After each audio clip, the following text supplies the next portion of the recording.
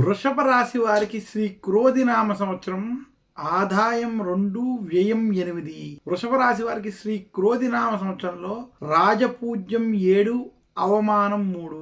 శ్రీ క్రోధినామ సంవత్సరం చిలకమర్తి పంచాంగరీత్యా దృక్ సిద్ధాంత పంచాంగ గణితం ఆధారంగా వృషభ రాశి వారికి మధ్యస్థ ఫలితాలు ఇచ్చేటువంటి సంవత్సరంగా తెలియజేయబడింది.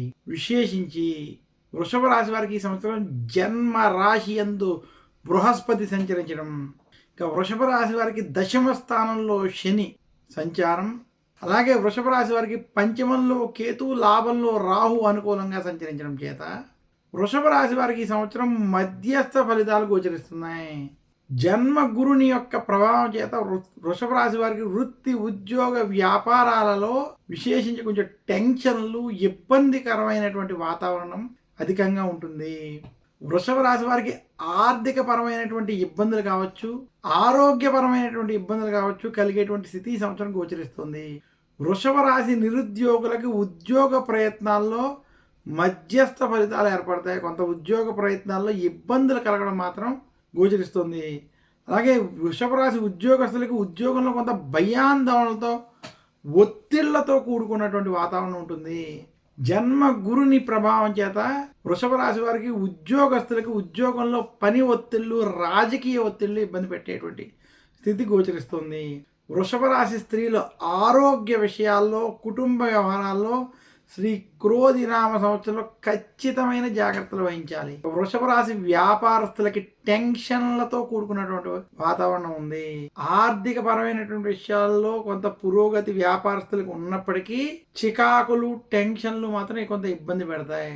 వృషభ రాశి విద్యార్థులకి మధ్యస్థ సమయం. వృషభ రాశి రైతాంగం, సినీ రంగం, రాజకీయ రంగాల్లో ఉన్నటువంటి వారికి మధ్యస్థ నుండి చెడు ఫలితాలు ఉన్నాయి. వృషభ రాశి రాజకీయ నాయకులకి ఈ సంవత్సరం టెన్షన్లతో కూడుకున్నటువంటి వాతావరణం. మొత్తం మీద వృషభ రాశి వారికి ఈ సంవత్సరం జన్మ గురుని ప్రభావం వలన ఆరోగ్య విషయాలు, కుటుంబ విషయాల్లో, అలాగే వృత్తి ఉద్యోగానికి సంబంధించిన విషయాల్లో జాగ్రత్తలు వహించాలి. టెన్షన్లకి దూరంగా ఉండడానికి ప్రయత్నించండి. రాజకీయ ఒత్తిళ్లు మీ మీద అధికంగా ఉంటాయని మాత్రం సూచిస్తున్నాను. వృషభ రాశి వారు విశేషించి ఈ సంవత్సరం మరింత శుభ ఫలితాలు పొందాలి అంటే చిలకమర్తి పంచాంగరీత్యా వృషభ రాశి వారి ఈ సంవత్సరం గురు దక్షిణామూర్తిని పూజించడం, దత్తాత్రేయుని పూజించడం మంచిది.